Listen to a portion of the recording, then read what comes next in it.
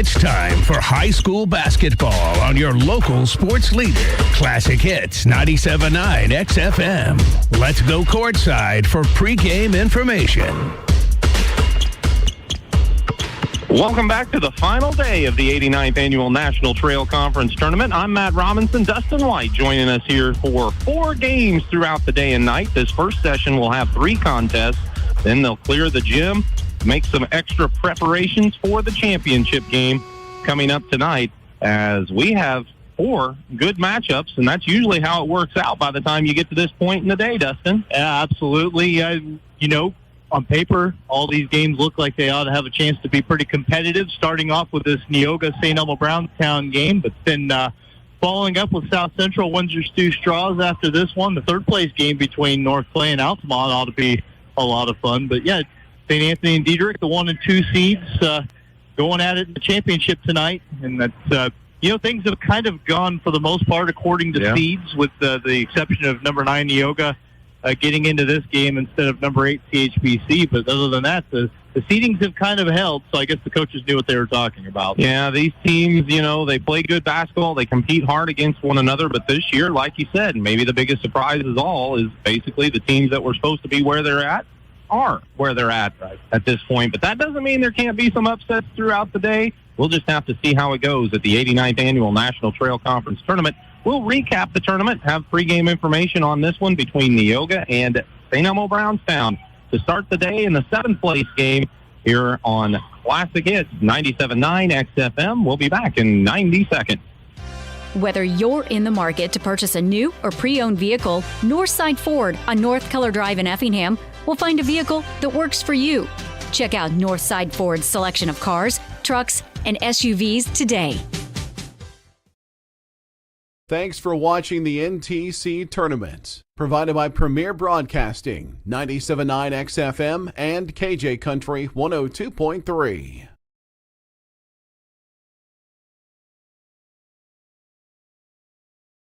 Diedrich Bank is proud to sponsor the NTC Tournament. Diedrich Bank, Equal Housing Lender, member FDIC.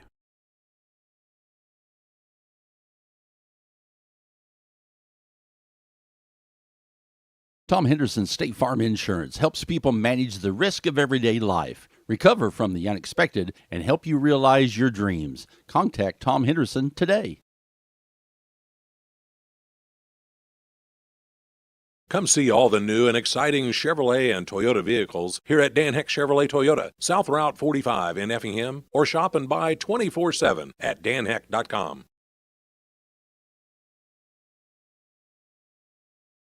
Thanks for watching the NTC Tournament, provided by Premier Broadcasting, 97.9 XFM and KJ Country 102.3. This is the Dan Heck Chevrolet Toyota pregame show. For all your transportation needs, see Dan Heck Chevrolet Toyota as they celebrate 65 years of serving the area. Welcome back to the 89th Annual National Trail Conference Tournament. We're in our final day of activity and our second to last session to begin. We have 3 games in this session, as it starts off with the 7th place game, Neoga and St. Elmo Brownstown, followed up with the consolation championship of Windsor Stew Straws and South Central, and then the 3rd place game of North Clay and Altamont. And then tonight at 7:30 tip-off, it'll be St. Anthony and Diedrich. We'll go on the air with that broadcast around 7:15 tonight. And again, all the games here on 97.9 XFM throughout the week, and all of them available on our YouTube channel as well with the live stream, as Liz and Caleb are back at it again. Gail's back at the studios engineering the broadcast. Couldn't do all of this without everybody's help, and we certainly appreciate it from the fans, the sponsors, the folks here at Altamont, and everybody back at the station who makes this possible. Yeah, it takes a lot to make it a good week, but it has been a good week, and looking forward to one more great day of basketball here in Altamont. The week opened up with the play-in game Monday. Neoga edged Cowden-Herrick-Beecher City by a score of 33-29. Then they moved into the Tuesday contest against St. Anthony. Put up a pretty good fight against the top-seeded Bulldogs, but it ended up being a 54-39 win for St. Anthony.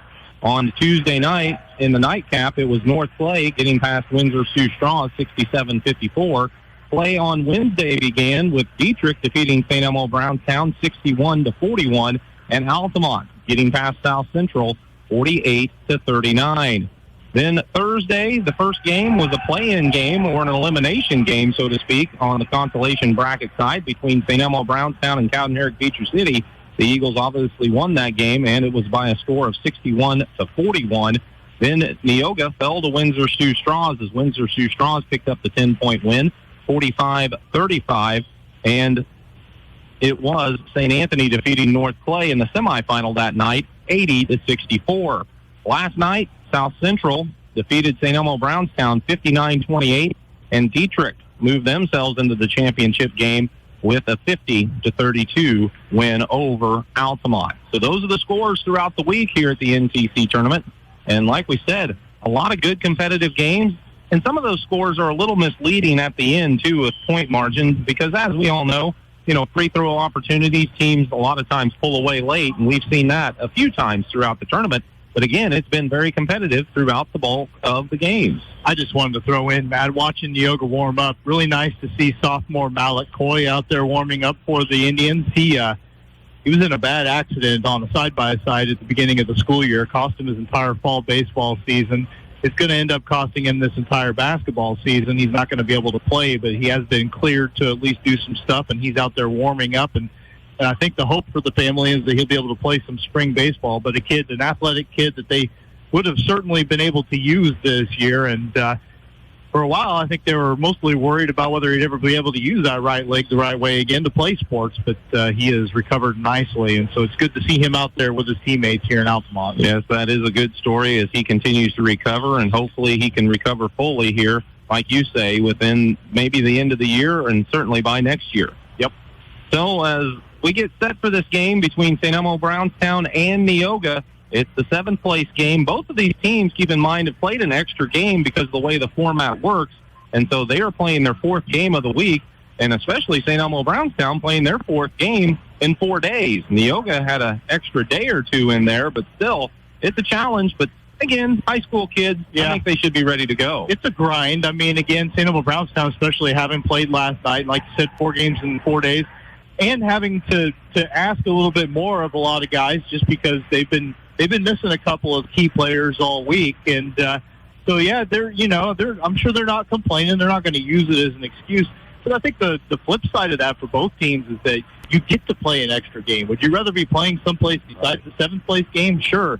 But, when you walk into this tournament hanging over your head the fact that you might only get to play twice, to be here playing a fourth game and have a chance to walk out of here 2-2, you could do a lot worse than that. Absolutely. With a competitive conference like this, basically one of the best conferences in the state for purely 1A boys basketball, at this venue for a 1A tournament, sure, yeah. It is just a big stage pretty much day in, day out that you come out to this 89th NTC tournament, and you have the opportunity to take the floor here. It is something special. And something special that happened for St. Elmo Brownstown in that Cowden-Herrick Beecher City game was the fact that Graydon Wilhauer knocked down 9 3-pointers in that ball game. We found out afterwards that was indeed a school record for Graydon, as those 9 3-pointers in a game broke the record of Tom Webb, who had 8 3-pointers. And congratulations to Graydon on that accomplishment. He finished with 31 in that game, as, again, we've seen a lot over the course of these tournaments with high scoring outputs, records broken. A lot of 1,000-point scorers over the years have been recognized during this tournament, and that was certainly a fun accomplishment there for the Eagles, and in particular, Graydon Wilhauer. Yep, set career-high scoring, obviously, as a sophomore with those 31 points, and kind of a taste of things to come for him as he's still got 2 more years of varsity basketball left to play. We're getting set for the seventh-place game between the Neoga Indians and the St. Elmo Brownstown Eagles. It'll be followed up with the consolation championship between Windsor-Sioux Straws and South Central. And then the third-place game, North Clay and Altamont, all a part of this afternoon session, even though we're starting at 11:30 here at the 89th Annual National Trail Conference Tournament. That'll lead us into the championship game tonight. That tips off between St. Anthony and Dietrich at 7:30. We'll take a break. We'll come back with the starting lineups and the tip-off here for the 89th Annual National Trail Conference Tournament 7th-place game on 97.9 XFM. Compass Advisory Group is here to guide you in the right direction for all of your investment and insurance needs. Contact Kurt Strohmeyer or Corey McDaniel at 217-347-9697.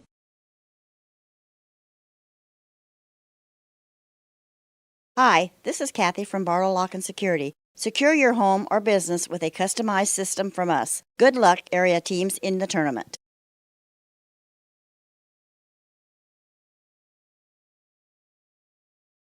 Since 1937, Geckner Brothers has been proud to support local and area teams, and that continues with this year's NTC tournament. Best of success area teams from the family at Geckner Brothers. Thanks for watching the NTC tournament, provided by Premier Broadcasting, 97.9 XFM and KJ Country 102.3.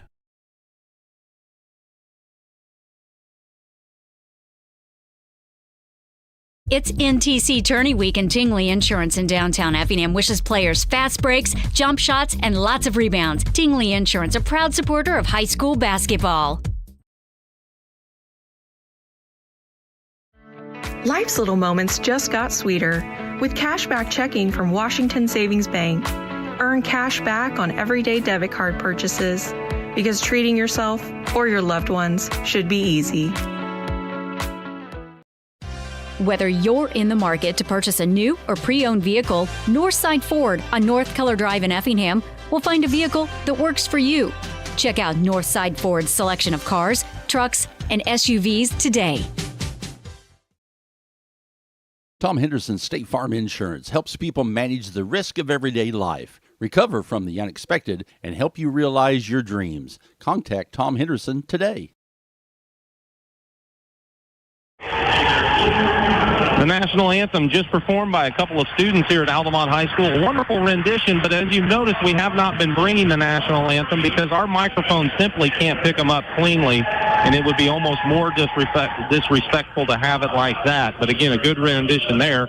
And quickly, if you notice, they aren't using the big flag that rolls down from the ceiling here at Altamont. They had a mechanical issue when they tested it earlier this week, barely got it to go back up. And so they didn't want to risk any of that type of thing happen again to delay or possibly force a cancellation in game. Here's Dustin White with the starting lineups for today's ball game. All right, thank you, Matt. Number 7, St. Elmo Brownstown, the visiting team on the scoreboard for this game. Greg Fiesel's team, 10-11 on the year. They're going to start their usual 5, at least for this week. Gavin Sanders, he wears jersey number 3, a 5'9" senior. Averaging 6.2 points a game over 3 games in this tournament. He has scored 6 points. Vadim Plum is a 5'8" senior wearing number 11. 5.5 points a game for him on the year. 10 points during tournament play. Lowell Wilhauer, he comes in at 15.3 points a game. The 5'10" senior wears number 15. He has scored 25 points this week at the NTC tournament. Braden Wilhauer has been the high scorer for the Eagles this week. The 5'11" sophomore, he wears number 32, 16.6 points per game this year, and 51 points in the tournament, so 17 points a game over tournament play. He's done a nice job, including that 31-point effort against the HBC. And rounding things out down in the middle, it's Trenton Monet, a 6'4" senior wearing number 50, 3.4 points a game on the year, 4 points during the tournament. A little bit of a shake-up in the starting lineup for Neoga, but also a guy getting back into the starting lineup after being there earlier in the year. Carter Young going to work his way back in there. He's played a good tournament for the Indians. 5'10" senior, wears number 2, 3.9 points a game and 9 points in the tournament. Grady Harmon, a 5'11" freshman, 2 points a game this year, but 16 points during the tournament, and he's come on strong as he has entered the starting lineup. Landon Titus, a 6'3" senior, 8.3 points a game, 26 points during the tournament. He wears number 13, while number 21 is Braden Ray. He's a 6'3" sophomore, 6 points a game for him this year, 14 during the tournament. And finally, Luke Keller. He's the leading scorer for the Indians, a 6'4" senior, wears number 33, 9.3 points a game, 33 during the tournament. The opening tip is in the air, and St. Elmo Brownstown controls the basketball to get us started. So first of 4 games here at the National Trail Conference Tournament. St. Elmo Brownstown and Neoga playing for 7th place. It's the Eagles. They get it down into the paint, and Monet, right off the bat, catches the ball on the blocks and gets himself a layup.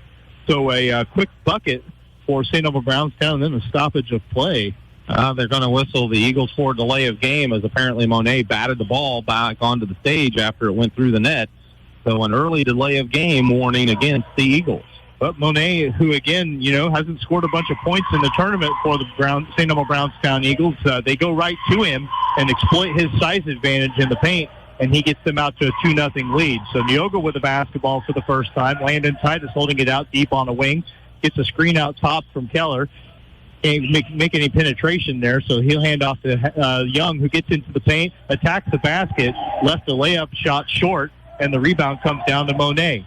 He'll get it into the hands of Plum, who brings it across midcourt, over to one Wilhauer and then the other. That was Graydon who gave it up. Back to Plum, pulls up for a jumper from the elbow. That two-point shot is no good, and the rebound is Landon Titus's. So Neoga with the ball back, looking for their first points of the morning/afternoon. We'll cover both of those by the time this game is over with. Titus gets a screen out top, now throws it over to Harmon on the wing. He'll drive into the paint, turnaround shot from just inside the free throw line, a little bit short.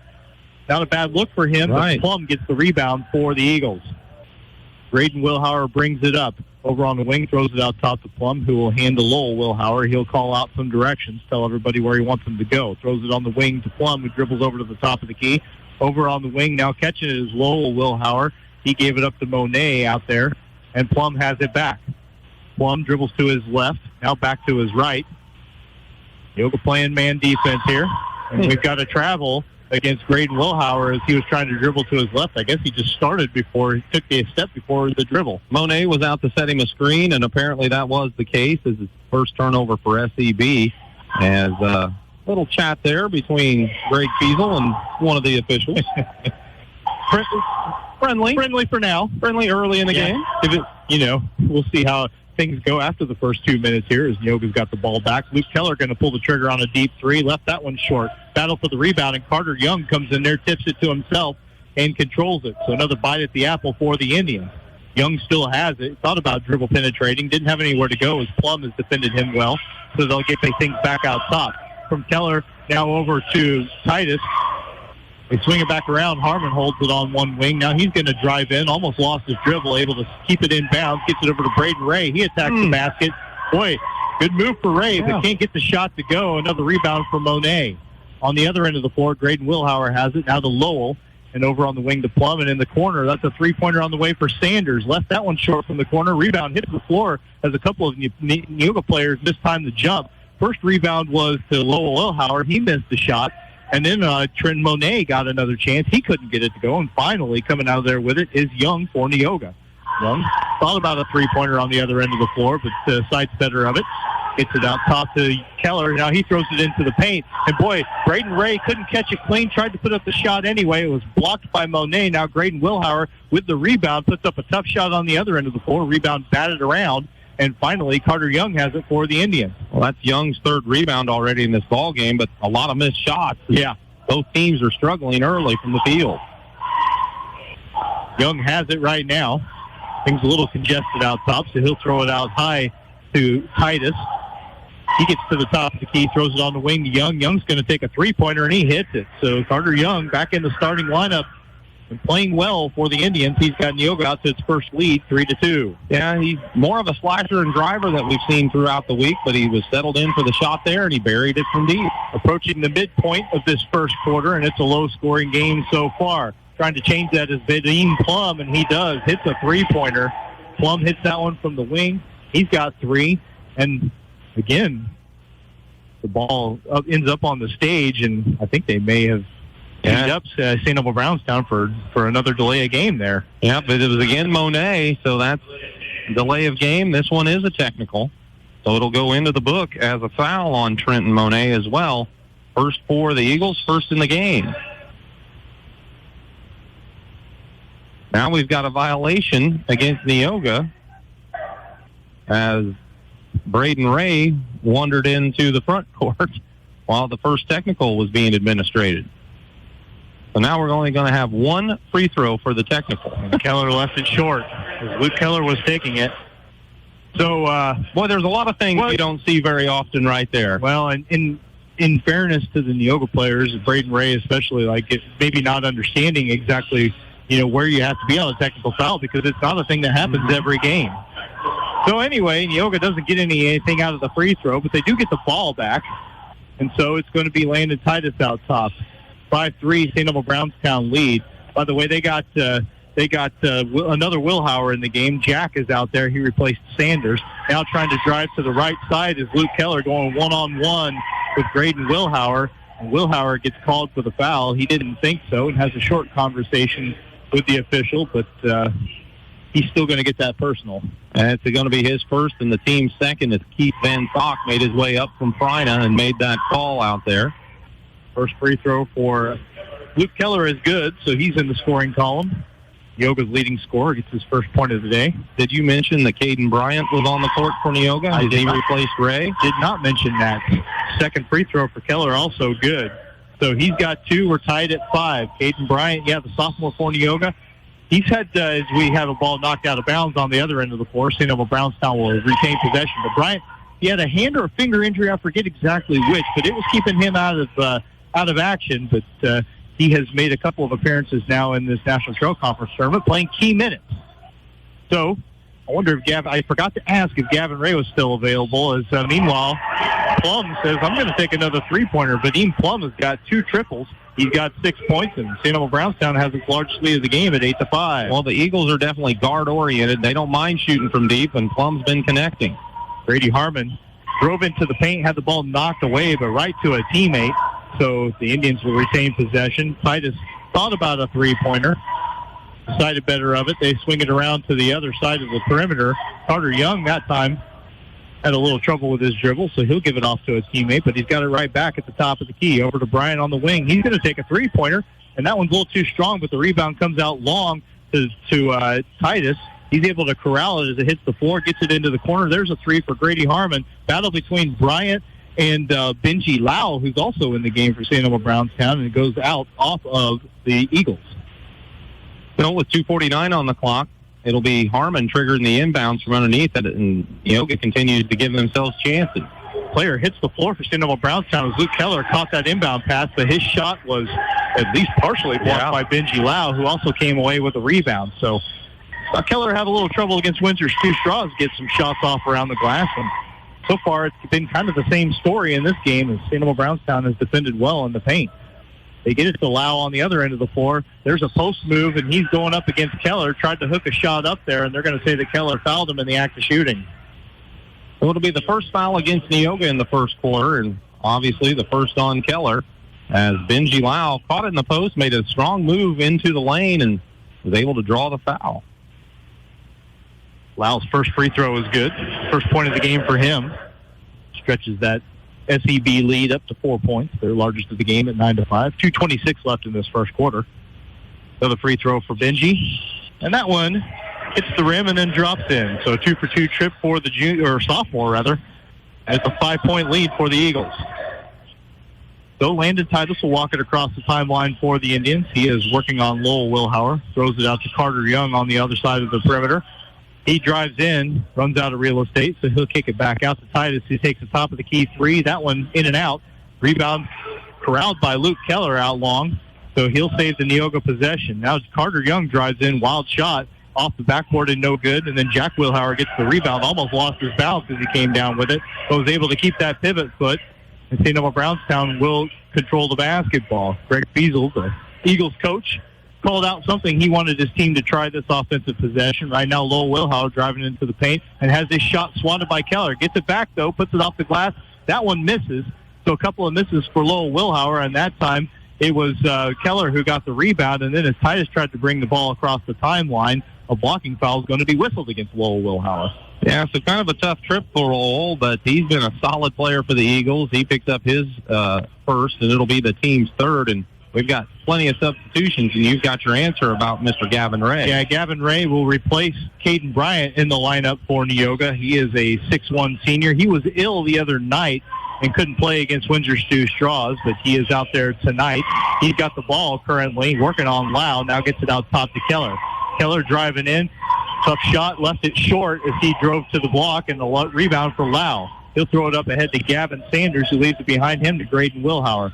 Wilhauer He's being guarded by Keller, throws it out top to Lau. Lau dribbling over to the left wing, now out top to Lowell Wilhauer, and then to Plum at the top. Plum leaves it for Sanders, who dribbles around to the top of the key. Back out to Plum, and Plum will throw a lob into the high post. That is Lau, who tried to kick it back out, and his pass was batted and then stolen by Keller. Second St. Elmo Brownstown turnover. Landon Titus wanted to drive to the baseline, ran out of room, so he'll leave it behind him to Keller, who went up for a shot but had it stripped away from him, and it goes out of bounds. Neoga should keep it on their own baseline. Monet is going to come back in, as well as Jack Wilhauer for St. Elmo Brownstown. Lau takes a seat, so does Plum. So it's those two, plus Lowell Wilhauer, Graydon Wilhauer, and, of course, Gavin Sanders out on the floor for the Eagles. If it wasn't for Dean Plum, each team would have made one basket so far in this quarter from the field. Off of the inbound, trying to drive in and spin in the lane is Keller. Lost the basketball, though, and St. Elmo Brownstown gets it. Turnover for them on the other end of the floor. A missed three-pointer for Jack Wilhauer, and rebound comes down to Carter Young, who's got a bucket of those so far here in the first half. Young on the other side of the floor wants to attack the basket, and another kind of wild shot for him. Just didn't have the space for it. Tried it anyway, missed it, and the rebound comes down to Lowell Wilhauer. The Young hit a three-pointer early. He's been trying to go to the rim a little bit lately, and St. Elmo Brownstown has defended it well. And now a step-back three-pointer for Graydon Wilhauer. That's off the mark. Keller with a rebound, but he can't collect himself and get a desperation shot off before the first quarter buzzer comes and sounds and brings us to an end. So after one quarter of play at the seventh-place game, St. Elmo Brownstown doubling up Neoga 10-5 here on 97.9 XFM. Hi, this is Kathy from Barlow Lock and Security. Secure your home or business with a customized system from us. Good luck, area teams in the tournament.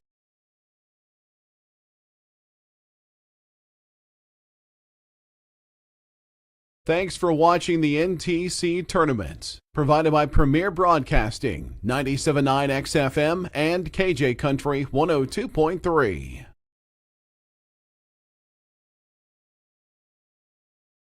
Come see all the new and exciting Chevrolet and Toyota vehicles here at Dan Heck Chevrolet Toyota, South Route 45 in Effingham, or shop and buy 24/7 at danheck.com. Life's little moments just got sweeter with cashback checking from Washington Savings Bank. Earn cash back on everyday debit card purchases because treating yourself or your loved ones should be easy.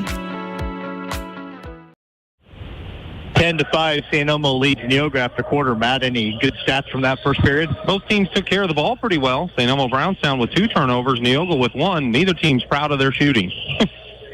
Going to leave it at that. Neoga's got the basketball to start this second quarter. Grady Harmon back in the game. Dribbles into some traffic on the lane and has it wrestled away from him by Vadim Plum. The jump ball, obviously the possession arrow going to favor St. Elmo Brownstown. That was the first possession of the quarter for the Indians and their first turnover of the period. I guess each team had a bunch of rebounds in the first quarter, too. 10 for SEB, 9 for Neoga. Yeah. Missed shots lead to rebounds, I suppose, and kind of a double-edged sword there as the Eagles have the basketball to get this period underway. Vadim Plum has hit a couple of three-pointers, but he's covered up by Landon Titus. They'll swing it around to Lowell Wilhauer. He's wanting to attack Grady Harmon from that right wing, but Harmon is doing a good job of hassling him. So they get it to Monet. He puts up a shot off the glass, and that one's good. Trenton Monet showing an aggressive move toward the basket there. He's got 4, and the Eagles have opened up a 7-point lead, their largest of the game. Well, once Wilhauer held on to the ball, he found the cutter, Monet, who caught and shot. It looked nice for Trenton. Into the game for the first time for Neoga is Caden Hackman, a 5'10 senior. Said he was feeling a little under the weather, which is why he didn't start today, as Landon Titus puts a shot off the glass and no good. Monet gets the rebound. Eagles push it up across the timeline. Knocked away momentarily as Titus knocked the ball away from the guard from behind, but Eagles able to keep possession of the basketball. Right now it's Plum working on Grady Harmon, picks up his dribble a long way away from the basket, gets it over to Lowell Wilhauer. Wilhauer leaves it for Graydon Wilhauer. No, that's Jack Wilhauer, and he and Grady Harmon. Grady got a little too close there, guarding him, and picks up the foul. His team's first of the second quarter, and we have a changing of the Wilhauers. So Lowell sits down, Graydon gets back in, and immediately receives the inbound pass after the Neoga foul. Eagles with the ball, Jack Wilhauer with it currently. Now out top is Monet, over to Plum. kind of working it around the perimeter right now. Everybody's sort of out around the baskets. Seen St. Elmo do some of that kind of stuff in this tournament. A lot of times it's led to decent looks, but there's a pass to Monet. He couldn't catch it cleanly, and they say it was not touched by a Neoga player as it bounced off of Monet into the backcourt. He went to pick it up, I think thinking maybe the pass had been tipped. Yeah. Instead, it's a backcourt violation against the Eagles. So the Eagles have their first turnover of the quarter and third of the game. Harmon throws a inbound pass into the backcourt. Landon Titus catches it. He'll walk it across the timeline, get it back to Harmon. Harmon to Keller.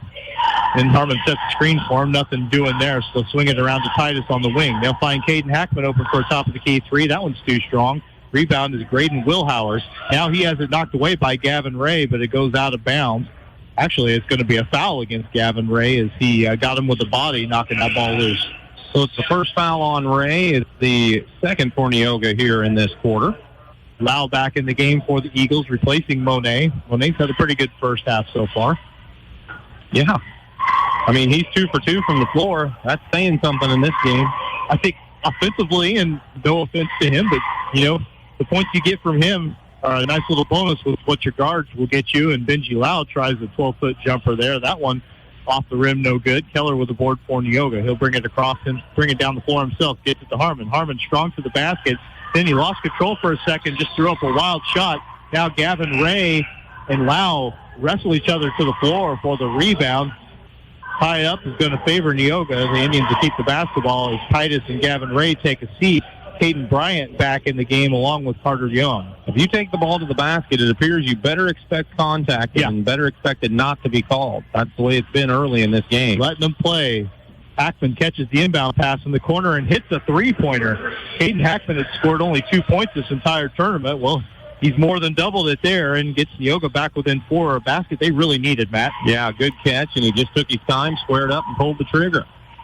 So the Eagles have a chance to answer here. Graydon Wilhauer holds it out top. Carter Young between him, throws it over to Plum, and as Plum caught that ball, there was a foul whistled against the Eagles away from the basketball. Got to be Jack Wilhauer. It is, picking up his first, and it's the team's first this quarter, and that's the second turnover for SEB as Jack got caught setting an illegal screen. 3 minutes into this second quarter, Neoga with the ball. They trail St. Elmo Brownstown 12-8. Hackman thought about another three-pointer. Now he gives it up to Keller, who will pull the trigger from deep, and that one was about halfway down. Popped out, rebound to Lowell Wilhauer. They'll hustle it up the floor to the Eagles. Wilhauer now in traffic. Tough shot, can't hit it. Caden Bryant gets the rebound. So we've got a foul, I think, against Neoga on the rebound, and just based on body language, it looks like Carter Young's going to pick it up. So Young does indeed have that foul, his first and the team's third here in the quarter as he got called for shoving to try to get position. Now, I don't know if the whistle was just late or if it happened after the play, but it did seem like they had the rebound secured, and then that happened after the play. Either that or the whistle was late. Now Grady Harmon goes tumbling to the floor for Neoga as the ball got inbounded for St. Elmo Brownstown, and they're going to give a foul to the Eagles. There's been a lot of foul whistles lately. Another offensive foul against St. Elmo Brownstown, as this time it was Lucas Powell trying to set the screen. They called him for the illegal. Well, yeah, they said Lucas Powell. So we'll see if they stay with it. It's a different number on the board. Well, Neoga threw it away on the ensuing possession, so the turnover doesn't hurt the Eagles. Powell will be the man to inbound it. Second Neoga turnover of the quarter.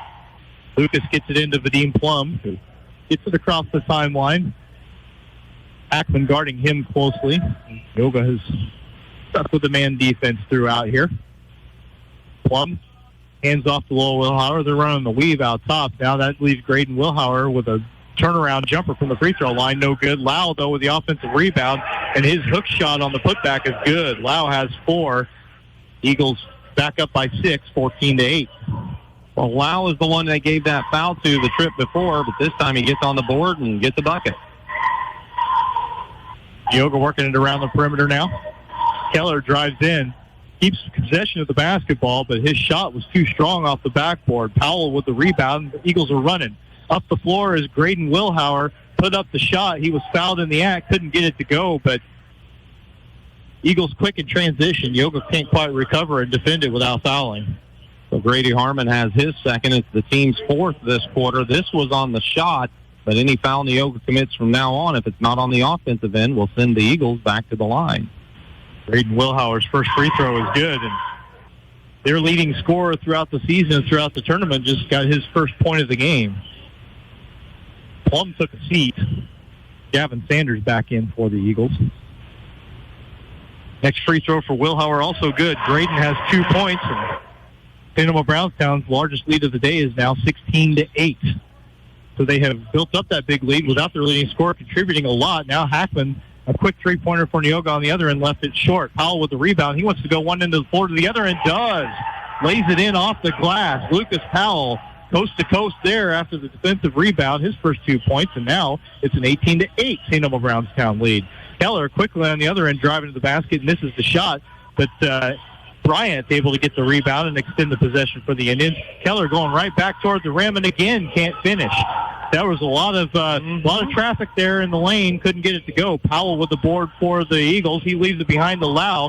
He shoots a quick three-pointer. Rebound comes down to Keller, and Andrew Snow says, let's slow things down a little bit. The Neoga coach calls a 60-second timeout. 2:59 to go before halftime. St. Elmo leads Neoga 18-8 on 97.9 XFM. It's NTC Tourney Week, and Tingley Insurance in downtown Effingham wishes players fast breaks, jump shots, and lots of rebounds. Tingley Insurance, a proud supporter of high school basketball. Thanks for watching the NTC Tournament, provided by Premier Broadcasting, 97.9 XFM and KJ Country 102.3.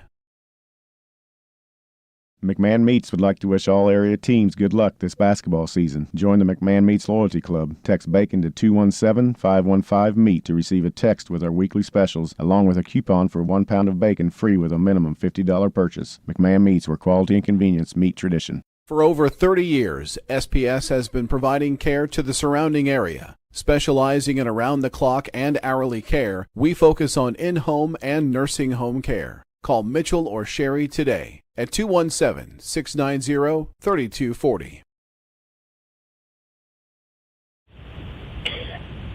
Neoga took the timeout, 2:59 to go in the second quarter here. They trail St. Elmo Brownstown 18-8, but this timeout, they're actually going to get more than 60 seconds to catch their breath, Matt, as during the timeouts, they always have some kids run some water out to the officials. Well, one of the water bottles got dropped and hit the floor and cracked, and next thing you know, pretty much the entire contents of it were on the floor there under the basket on the near side of the court as we sit up in the crow's nest. Don't know if we blame that turnover on the quarterback who was handing it to the official that was the receiver, and they didn't handle it clean and it hit the floor, but it's just part of the things that happen sometimes. They responded quickly as they can. They've got a lot of towels out there now trying to make sure the floor stays safe for these players here, and I think they've about got it taken care of.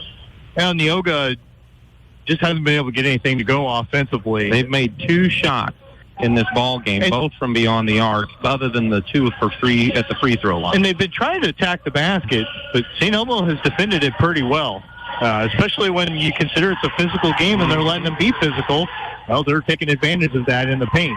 Neoga does have the basketball as we have restarted play here. Carter Young spins into the lane, turnaround shot just inside the free throw line.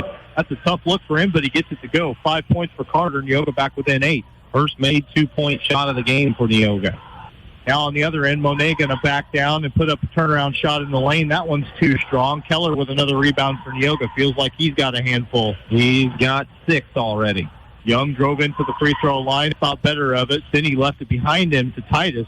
Titus thought about a 3, then he decided not to shoot. They'll go to Keller. He spins into the lane and again can't finish. Got a pretty good look around the rim, probably as much room as he's had. And then Trenton Monet got the rebound and was fouled as he pulled it down. Should be walking to the other end for free throws, as that's the 5th team foul. That one whistled on Bryant. Caden has his first. And, yes, they do indicate the free throws are coming. And Gavin Sanders is going to walk to the free throw line. And the officials are going to say it should be Monet at the line. Yeah, I was going to say it shouldn't be Sanders. He wasn't even around. He wasn't even around the basketball, was he? There was 2 Eagles down there. I thought it was him and Lowell Wilhauer that were that in the neighborhood. Could have been. At any rate, it was definitely Monet who was fouled, and they do get it straightened out. He will take the free throws. He's got 4 points already. First free throw is nothing but net. Monet says, why wouldn't you want me to take the free throws? Well, Monet's high game for the season is 8 points. He's 67.5 or 57. I don't know. He's close to getting there. Yeah, he's 75% of the way there now. That helps the math. He made both free throws. He's got 6. And St. Elmo Brownstown back up by 10 with 2 minutes to go in the second quarter. Hackman with a shot fake from the wing, tried to drive in, ran out of room, left it behind him to Young. Now over to Keller on the wing. Keller has tried to drive to the basket a number of times, and it just hasn't resulted in any points. Now Gavin Ray going to take his turn at driving to the basket. Shot off the rim, but he was fouled in the act, and Gavin, the Neoga senior, going to go to the free throw line here. I don't know that this was the case, but it's what it looked like. Ray drove in. Keller went to get a rebound if it was going to develop. When the whistle blew, he kind of looked down and was like, man, I've been doing that all game, and I hadn't got a whistle yet. He drives in and gets fouled. That foul was on Monet. It's his second, and it's the team's third here in the quarter. Monet sits along with Lucas Powell, Vadim Plum, and Benji Lau back in the game for the Eagles. Ray missed the first free throw. Second one is good, so splits the pair there. His first point of the game gets Neoga within 9.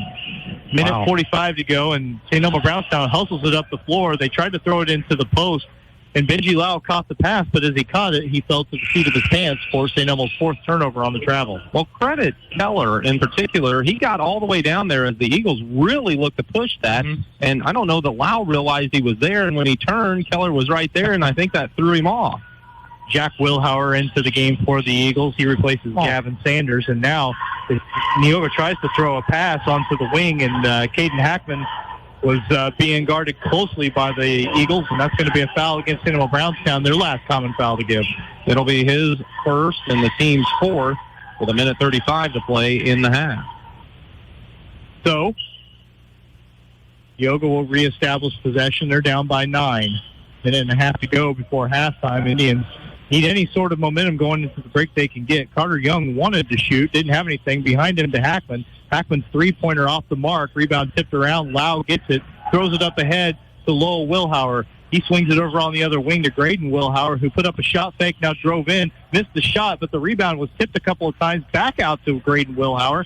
His second attempt from about 12 feet was also off the mark, and Keller with another board for Neoga. They'll push it up the floor. They find Hackman wide open for a three-pointer in the corner.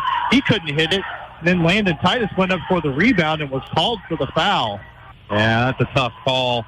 Titus just went up and above and seemed to go straight up. I mean, there was kids in the area, but the official blew the whistle. And going to the other end is Lowell Wilhauer for a couple of opportunities. That was Titus's first, but they've been well over the limit here in the second quarter for a while, has Neoga. First free throw for Lowell Wilhauer is good. So he's in the scoring column with his first point. Back up to a 10-point lead for the Eagles, and if he was to make another free throw, that would give them their largest lead of the till the morning for 40 more seconds here. Oh, my, that's specific. Yes, well, you know, my watch will tell me that. Second free throw, no good. Keller with another board for Neoga. 21-11, Indians trail. Going to be one of their last possessions of this first half. See what they can make of it. Keller with a crossover. Now over to Titus on the corner. He drives baseline. He's cut off, so he'll get it back out to Keller behind him. Now Carter Young from the wing. He's looking to work on Plum. Gets down. Throws a nice pass to Ray, but it had too much on it. Ray couldn't handle it. And it's a Neoga turnover on the other end. Acrobatic shot is Lowell Wilhauer's. Momentum was carrying him out of bounds. Somehow got that layup to go. 23-11, 12-point game, and now Gavin Ray tries a reverse layup and misses it for Neoga as they hustled it up the floor. Lau with a rebound. Neoga down 12, and it could be more. Still 10 seconds left in this half. Vadim Plum picks up the dribble, gets it to Lowell Wilhauer out top. 5 seconds left. Now Graydon Wilhauer going to try a three from the wing. Left it short. I don't think he realized how much time he still had. Missed that shot, and then it rolled out of bounds off of the iron. So 0.7 of a second left. Neoga will have to inbound it on the far end of the floor, so they're not going to be able to get much of a shot here. They'll throw it into Keller, and Keller not able to get one released before the half comes to an end. So St. Elmo Brownstown's largest lead of the day is the one it takes into halftime. Eagles ranked 7th in the National Trail Conference Tournament, lead number 9 Neoga, 23-11 after 2 quarters of play. Matt Robinson already hard at work on the stats from that first half, and we will check in with him when we come back on the halftime show. But again, here at the break, it is St. Elmo Brownstown 23, Neoga 11, back in a minute and a half here on 97.9 XFM. Whether you're in the market to purchase a new or pre-owned vehicle, Northside Ford on North Color Drive in Effingham will find a vehicle that works for you. Check out Northside Ford's selection of cars, trucks, and SUVs today. Thanks for watching the NTC Tournament, provided by Premier Broadcasting, 97.9 XFM and KJ Country 102.3.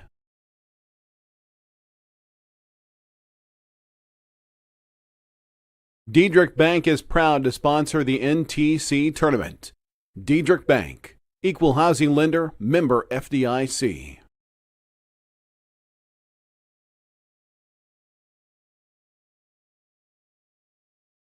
Tom Henderson State Farm Insurance helps people manage the risk of everyday life, recover from the unexpected, and help you realize your dreams. Contact Tom Henderson today.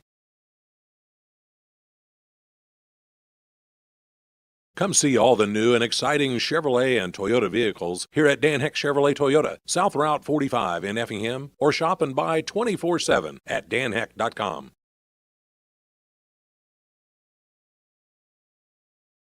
Thanks for watching the NTC Tournament, provided by Premier Broadcasting, 97.9 XFM and KJ Country 102.3. This is the Compass Advisory Group Halftime Show. For all of your insurance needs, contact Corey McDaniel at 347-9697. Halftime of the 7th place game at the 89th National Trail Conference Boys Basketball Tournament sees number 7 St. Elmo Brownstown lead number 9 Neoga 23-11. Eagles were able to double up the Indians in each of the first 2 quarters. It was a 10-5 game. Eagles in the lead after 1 period of play, and then they outscored Neoga 13-6 in the second quarter to take this 12-point lead into halftime. This is the first of 4 games at Altamont today. 3 games during this opening session, as after this 7th place contest, it'll be the consolation championship or 5th place game, however you want to look at it, between Windsor Stew Straws and South Central. And then the 3rd place game right after that between North Clay and the host school, Altamont. Then they'll clear the gym and come back for a 7:30 championship game between top-seeded St. Anthony and number 2 Diedrich. So that's what's on tap, and, of course, all those games will be broadcast right here on 97.9 XFM. Want to say hi to Tammy Klepzig. She's checked in with us, says that she is listening or watching from Altamont, so she listens as often as she can, so we appreciate that. And we appreciate everybody who's watched our live stream or listened to us. We've had Caleb and Liz over there taking care of the video all week long, and they're doing a fantastic job, and I think people really appreciate that. 125 people currently viewing the stream, according to Caleb. So there's some viewership stats, and Matt Robinson's got some first half stats from that game. You figure 125 viewers, but there's probably 5 or 6 people watching at a time, too. I would hope so. I mean, at a minimum, on average. And you look at the YouTube stats on those games afterwards, and, well over 1,000 people have viewed each one of those game videos, and so lots of people are taking it in, and that really makes us feel good to know that that's being taken advantage of. Well, the shooting hasn't been so good. St. Elmo Brownstown, 7 of 23 at 30% from the field, 2 of 7 from the free throw line, from the three-point arc at 29%. They are shooting the free throws well, 7 of 8 there at 87.5%. Neoga's 3 of 5 from the free throw line at 60%, but they're 3 of 27 from the floor. That's 11.1% in the first half. They are 2 of 11 from beyond the arc at 18%. SEB is out-rebounding Neoga 20-15, and turnovers have been pretty low. St. Elmo Brownstown with 6, and Neoga with 4. Individually for St. Elmo Brownstown, Vadim Plum, he's 2 for 3 from the field, both of them beyond the arc. He has 6 points and a rebound. Trenton Monet has been big inside, 2 for 3 from the floor, 2 of 2 at the line. He has 6 points and 4 rebounds. 4 points for Benji Lau off the bench, 1 of 3 from the field, 1 of 3 from the field. He has 4 points, but grabbed 5 rebounds. As Lucas Powell's 1 for 1 from the floor. He has 2 points and 3 rebounds. Jack Wilhauer off the bench with a shot attempt. It didn't go. He grabbed a board. Braden Wilhauer, 0 of 6 from the field, 2 of 2 at the free throw line, 2 points and 4 rebounds. Lowell Wilhauer, 1 of 5 from the field, 1 of 2 at the line, 3 points and 4 rebounds. And Gavin Sanders, 0 for 1 from the field in the first quarter. Did notice him on the bench. They called the trainer over, and they were looking at Gavin's leg. So hopefully that's nothing too serious, but we haven't seen him return since they called the trainer over in the first half. For Neoga, Caden Hackman, 1 of 4 from the field, 3 points. Grady Harmon, 0 for 4 with no points. Landon Titus, he's 0 for 2 from the field. He does have a rebound. Braden Ray is 0 for 2 from the field. He has a rebound. Luke Keller, 0 of 8 from the field, 2 of 3 at the line. He has 2 points. He does have, 8 rebounds in the first half. Carter Young, 2 of 5 from the field. He has 5 points and 4 rebounds. Gavin Ray, 0 for 1 from the field, 1 of 2 at the line. And Caden Bryant, 0 for 1 from the field. He's grabbed a board for Neoga. And those are the stats from the first half, Dustin. Thank you very much, Matt. CHBC Coach Tanner Thompson lets me know. He's also checking us out on the radio, says we sound great. Appreciate the kind words, Tanner. Thank you very much. And some gal named Melinda White let me know that she's watching from Neoga today. So thanks to you, Mom, for checking us out. Why don't we go ahead and take another break? When we come back, we'll be about ready for the second half between St. Elmo Brownstown and Neoga. Eagles lead 23-11 at halftime here on 97.9 XFM. Compass Advisory Group is here to guide you in the right direction for all your investment and insurance needs. Contact Kurt Strohmeyer or Corey McDaniel at 217-347-9697.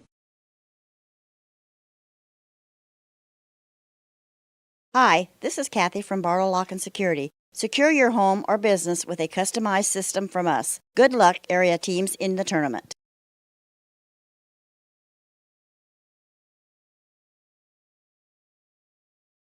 Since 1937, Geckner Brothers has been proud to support local and area teams, and that continues with this year's NTC tournament. Best of success area teams from the family at Geckner Brothers. Thanks for watching the NTC tournament, provided by Premier Broadcasting, 97.9 XFM and KJ Country 102.3.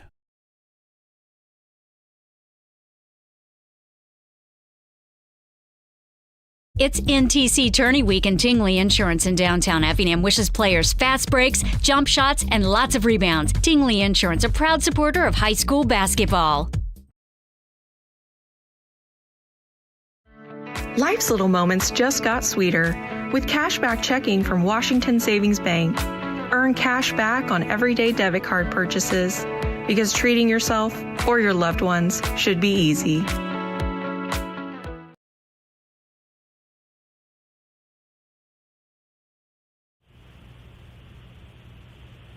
Back at Altamont, both teams out of the locker room and getting set for the second half of this 7th place game. St. Elmo Brownstown, the 7th seed, leads Neoga, the number 9 seed, 23-11. And as we mentioned, this is the first of 4 games that we'll be broadcasting from the NTC tournament as we wrap up a full week of coverage. We've been happy to bring all 14 games of this NTC tournament your way. Well, 10 of them, 10 and a half of them so far, as we are just into our first of 4 broadcasts today. But both teams have seemed to be done taking their shots, Matt, coming out of the halftime locker room. For Neoga, it's going to be a matter of being able to make shots. They have just been, they're a team that doesn't put a lot of points on the board on a normal day, but even by their standards, they just have not been able to get the lid off today. Well, and look, Luke Keller's a better shooter than what happened in the first half. If the laws of percentages swing back in his favor, he could really put together a nice second half, as he's been getting to the basket, but the Eagles have been there to challenge. And again, we've talked about it being pretty physical a lot of the times through this tournament, and in particular in this game. Speaking of being physical, we did see Gavin Sanders warm up during the halftime, and he is going to come out on the court, so that's good news for the Eagles. And Gavin looks to be starters on the court for both teams coming out of the halftime locker room, and it will be St. Elmo Brownstown basketball to get us started here after halftime. There's a pass into the backcourt, and Lowell Wilhauer has it to get us underway. Again, a 12-point lead for the Eagles, their largest of the day. They'll look to see about adding to it right off the bat. Driving the baseline is Lowell Wilhauer, and Carter Young tried to poke it away from behind and just got him across the arm as he did so. So Neoga, who put St. Elmo Brownstown into bonus early in the second quarter, commits the first foul of this third quarter, 12 seconds in. They throw from the baseline out top to Vadim Plum. He's hit a couple of three-pointers in this game. Lobs the pass down into Monet. Monet has it knocked away by Landon Titus. Goes out of bounds, and they say that Titus was not the last to touch it. Monet poked it away from him. And Titus seemed to agree because he put his hands up and said, I didn't touch it, and the official agreed. So one Eagles turnover in this quarter. Luke Keller out top. Thinks about driving in, instead kicks out to Landon Titus. Titus has not scored. He's barely shot in this game. Young, now there's a tough shot in traffic. Can't get that one to go. Left it short. Lowell Wilhauer with the board for the Eagles. They'll push it up to Graydon Wilhauer in the corner. Quick release three-pointer is good. Graydon Wilhauer with 5 points, and the lead is now 15 for St. Elmo Brownstown, 26-11. Now Titus trying to drive in. I don't know if that was a shot or not. I don't know. Basketball came down to Braden Ray. He put it up, missed it, and as he tried to get his own rebound, his momentum carried him out of bounds on the baseline. There's just no room for Neoga to get anything going in the paint right now. Well, the help defense has been swarming when they do get in the lane, and that time, like we said, I'll give him the benefit of the doubt. Maybe it was a pass from Titus to Ray, but Ray couldn't finish, and then the Eagles took advantage as it was knocked out of bounds. So the Eagles have the ball in their largest lead of the day, 15 points. Now there's a pass to a man who wasn't looking for it, and Landon Titus gets the rebound, lost his dribble as he brought it across midcourt. Neoga able to retain possession, top of the key three. That's Carter Young off to the left. Rebound comes down to Luke Keller, but he has it knocked away from him by Monet as he tried to go back up with it. Ball goes out of bounds off the Eagles, but again, just a case of a Neoga kid getting the ball around the rim, and St. Elmo Brownstown just being a little bit stronger down there. Well, that time Keller did a good job to get the offensive board, but when he turned around, he ran in right into Monet. Monet's pretty much a brick wall down there. Titus catches the inbound from the sideline, gets it over to Braden Ray. He wants to attack the basket, and his shot is blocked by Monet. Rebound down to Gavin Sanders, who'll bring it up the floor. Stops, gives it to Plum, now back to Sanders. They want to bounce it into Monet, but reading that one nicely is Braden Ray, knocks it loose. Third St. Elmo Brownstown turnover of the quarter. Carter Young thought about a wing three. Now he'll drive in. There's a tough shot, but got that one to roll in. So Neoga continues to attack the basket. Young's got 7, and the Indians back within 13. Well, that time he got the friendly roll. On the other end of the floor, Graydon Wilhauer drove in. Now kicks it out to Vadim Plum, and Plum, his third three-pointer of the game, gives him 9, and the Eagles are up 16. He's 3 for 3 from beyond the arc, 3 for 4 in the game. Picking his spots, and they have been good ones. 2 minutes into this quarter, now Keller tries a deep three. That one's no good for Neoga. Plum gets the rebound. He'll bring it up himself, working against Landon Titus.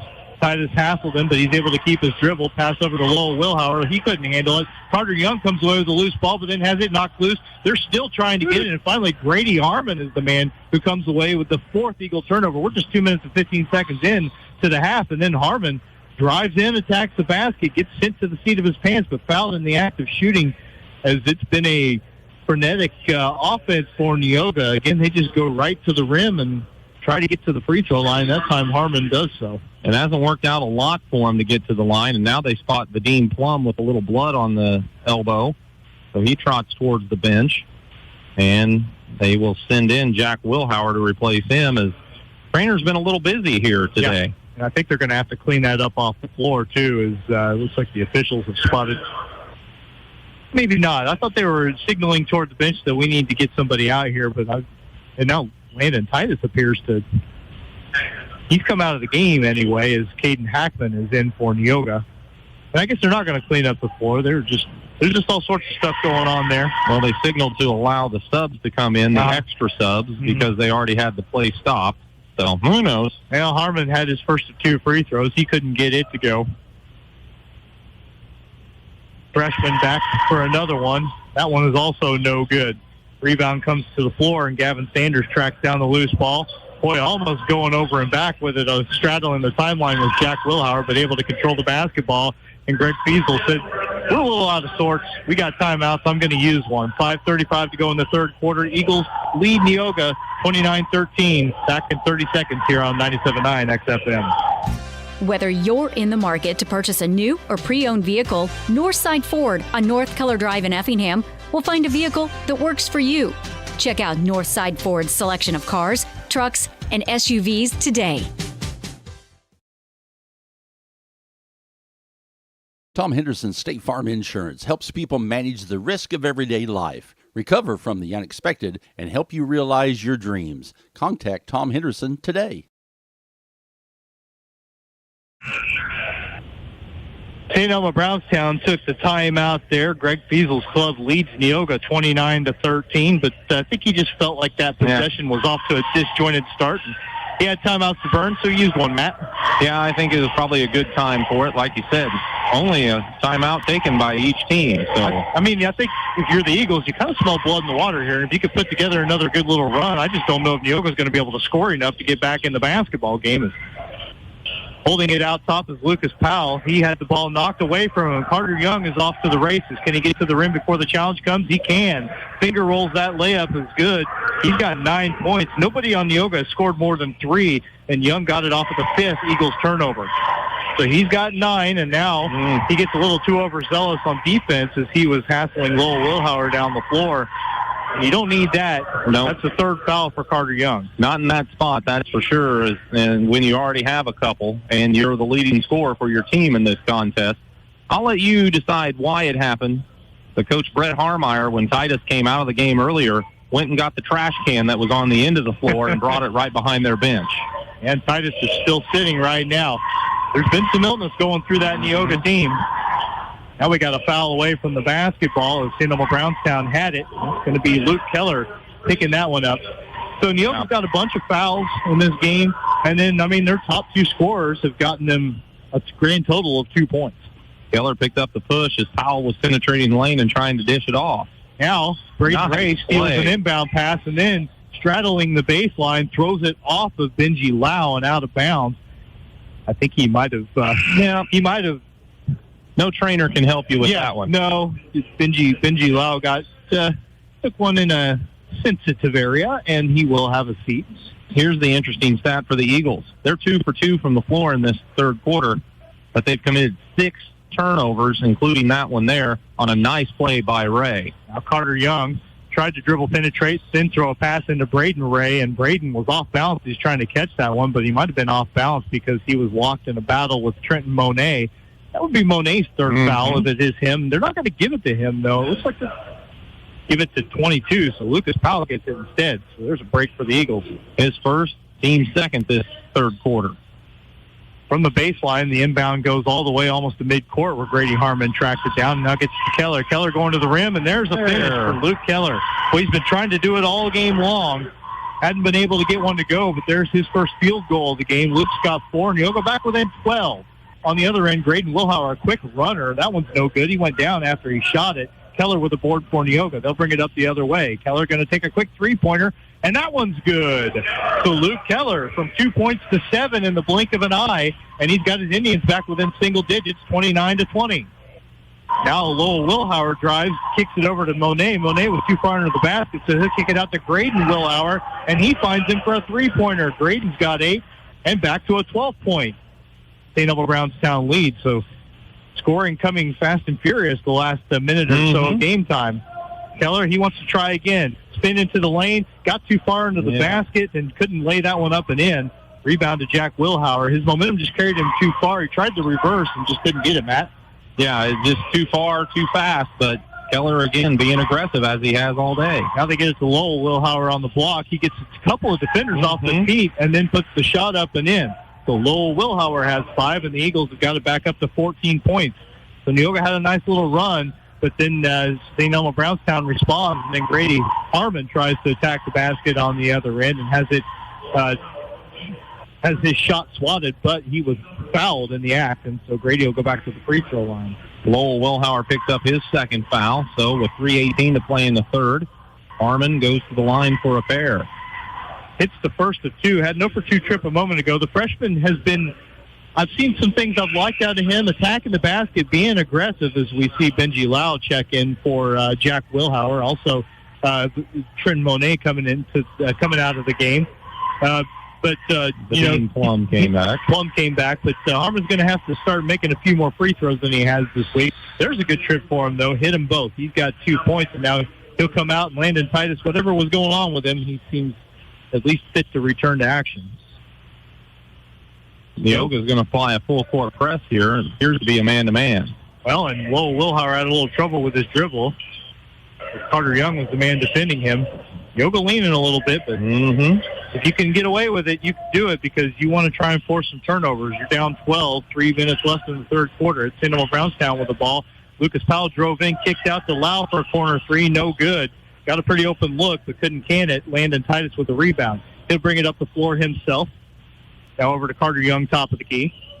Young dribbling to his right, hands to Caden Hackman, who's in the game still for Neoga. Top of the key three now for Titus. That one off the front iron, no good. And a strong rebound for Lau for the Eagles. Empty trip for the Indians. I just feel like we've seen Lau grow up during this tournament, you know? Yep. And that's Coach Beasel wants to see him become a more aggressive offensive player, and he took that shot there. Lucas Powell kept his dribbles. He went to the floor for the Eagles, a couple of passes. They found Lau in the corner. Might have been able to shoot a three, but didn't feel like he had the rhythm, so they'll set it back up. Plum to Lowell Wilhauer, and now back out top to Plum. Then to Graydon Wilhauer on the deep wing. Gets it into a cutting Lau, kicks back out. There's Powell for a three-pointer. That's off the mark. But going high for the rebound is Powell, or Lowe, rather. Missed the putback. The rebound being fought for between him and Braden Ray, but I think they're going to say jump ball, and that'll be Neoga's basketball. So Benji Lau tried to stay with it and just couldn't get a hold of it long enough as Neoga forced the jump, and then that will turn it over to the Indians. Gavin Sanders replaces Lucas Powell in the St. Elmo Brownstown lineup. Meanwhile, Gavin Ray gets in for Braden Ray for Neoga. Neoga throws a quick pass up court to Caden Hackman. Nobody was guarding him, so he put up a wide-open three. Couldn't get the rebound, but coming in on the strong side, flashing in from the weak side to the strong side, was Gavin Ray. He got the rebound, and then Plum fouled him on the putback attempt. Yeah, it was a good positioning there by Ray, and like you said, somebody blew an assignment for the Eagles. Yeah, and that led to the rebound opportunity. They weren't there defensively and then weren't clearing out on the rebound, but Neoga can't take advantage on the first free throws. Gavin Ray left it off the left side of the rim. Did I mention that was Plum's first and the team's fourth here in the third quarter? You did now. Second free throw for Ray, also no good, but rebound for Landon Titus. Gets it to Ray, drives the baseline to Hackman driving in. Now they've got Ray open for a corner three. Couldn't get it to go, hit the rim a couple of times. And then as Lau was getting the rebound, somebody fouled him. I think it's going to be Caden Hackman or Carter Young. It's Carter Young, and that's four for him, and that's monumental for Neoga right now. Yeah, he's going to check out with 1:42 on the clock. He works hard, but sometimes just can't find the breaks when he needs them. And it costs them a foul or two, and caught up with him here. 4 team fouls for each team as we're at the 1:40 mark in the third quarter. So everybody will be in the bonus for a little while here. Elmo Brownstown gets it up the floor. Bodies hit the court as he went across the timeline along the sideline there. But ultimately, it leads to the Eagles just setting up their offense. They didn't get numbers throughout all that and decided to pull it back out and run a possession here up 12. Now going to his feet is Graydon Wilhauer. He went down to the floor, I guess kept his dribble long enough for Greg Feasel. No, Greg Feasel did not call a timeout. Well, he asked for it. One official was trying to grant it, but they're going to talk now. Aiden Bryant got in for Neoga. Luke Keller takes a seat, but I think they did get the timeout. So after all that, Greg Feasel is granted the timeout. 1:16 to go in the third quarter. St. Elmo leads Neoga 34-22 back in 30 seconds here on 97.9 XFM. Have you ever considered what you and your family...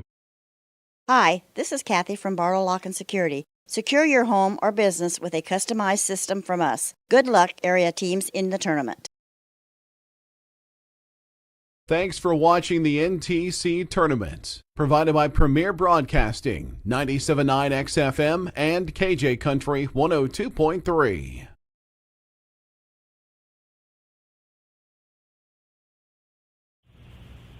Well, after all that was said and done, the officials granted St. Elmo Brownstown a timeout as Greg Graydon Wilhauer had gone to the floor with the basketball, and the whistle had blown. Coach Andrew Snow for Neoga wanted to know, I guess, why it wasn't a travel. But they run a sideline inbound to the Eagles off that possession. They got a pretty good look for Lowell Wilhauer, but he couldn't get it to go. Landon Titus goes coast to coast after the rebound and gets that layup to go. Second leading scorer for Neoga gets his first 2 points of the game, gets the Indians back within 10 with exactly a minute to go in the third quarter. Eagles wasting no time getting it up the court. They get it to Graydon Wilhauer out on the wing. He had to catch that ball on the run a little bit. Still managed to throw a fake in there, but eventually get it to a teammate. Over to Vadim Plum out top. Over to Benji Lau. There's a three-pointer. That one's short. Rebound tipped around, and it's Plum who gets it and then dribbles back out. So an offensive rebound for St. Elmo Brownstown extends the possession. 34 seconds left in the third quarter. Eagles lead by 10. Now Graydon Wilhauer going to take a three, and that one's no good. Long rebound, finally corralled by Titus, and he's going to go one into the floor to the other as nobody could get between him and the basket. Layup for Titus, 4 for him. Neoga within 8, the closest they've been in a while. On the other end, though, running the floor, nobody stopped the dribble, and Lowell Wilhauer got the layup on the other end, back to a 10-point Eagle lead. Still 7 seconds left. Now Grady Harmon going to attack the basket. That shot in traffic, no good. Rebound to Sanders. He's trying to clear, and he's not going to be able to get any kind of shot off as the third quarter comes to a close. So both teams staying aggressive offensively in the last minute of that third quarter. And when the dust clears, it's a 10-point game in St. Elmo Brownstown's favor. 3 quarters in the books, 36-26. Eagles lead the Indians. Back in a minute here on 97.9 XFM. Come see all the new and exciting Chevrolet and Toyota vehicles here at Dan Heck Chevrolet Toyota, South Route 45 in Effingham, or shop and buy 24/7 at danheck.com. Life's little moments just got sweeter with cashback checking from Washington Savings Bank. Earn cash back on everyday debit card purchases because treating yourself or your loved ones should be easy. It's NTC Tourney Week, and Tingley Insurance in downtown Effingham wishes players fast breaks, jump shots, and lots of rebounds. Tingley Insurance, a proud supporter of high school basketball. Thanks for watching the NTC Tournament, provided by Premier Broadcasting, 97.9 XFM and KJ Country 102.3.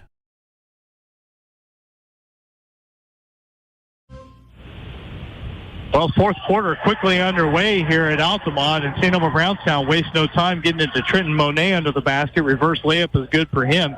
He's got 8. Now St. Elmo Brownstown leads 38-26. So we'll get to Matt's third quarter stats as time allows, but a quick bucket for the Eagles gets them back up by a dozen. They led by 10 after that third quarter came to an end. Caden Hackman holds it for Neoga out in the corner, gets it up top to Gavin Ray, and Gavin pulls the trigger on a 3. His first field goal of the game gives him 4 points, and Neoga back within 9. Any bucket's a big bucket at this point in time. Yeah, now Neoga needs stops. Meanwhile, St. Elmo Brownstown, will they continue to play fast, or will they start to run more patient possessions? Lowell Wilhauer off of a weave drives in, kicks out to Monet. Now Monet out top to Plum. Plum drives in for a runner. It's no good, and Gavin Ray gets the board for the Indians. He'll bring it up the floor himself, but Plum knocked it away from him briefly, able to re-corral it, get it to Grady Harmon. He wants to drive in. He makes a move on Monet, but Monet expertly swats the shot away, gets it up ahead to Graydon Wilhauer. So Neoga had the shot rejected, and St. Elmo Brownstown gets it back with a 9-point lead. Boy, Monet in the middle has caused trouble along with the other defenders, but he's caused a big issue for Neoga in the paint. This is his best game of the tournament. Lucas Powell fakes a corner 3, drives baseline, bounces a pass along the baseline to Lowell Wilhauer. On the opposite side, he banks it up and in. Wilhauer has 9, and the Eagles back up 11. Grady Harmon for Neoga on the other end fakes a shot from the wing, drove in momentarily, and then kicked back out behind him to Keller. Out top to Hackman on the opposite wing to Carter Young back in the game with his 4 fouls. Now Keller has it. He's looking to drive the right baseline. Gets in there and now kicks out top. Hackman with an open three-pointer. That one is no good, and Monet had the rebound in his hands for a moment, but it was poked free out top where Hackman is able to gather it. Grady Harmon drove the baseline, kicks it out top to Carter Young. His three-pointer off target, and the rebound goes out of bounds as Lucas Powell for St. Elmo Brownstown hit the floor in the scrum for the board.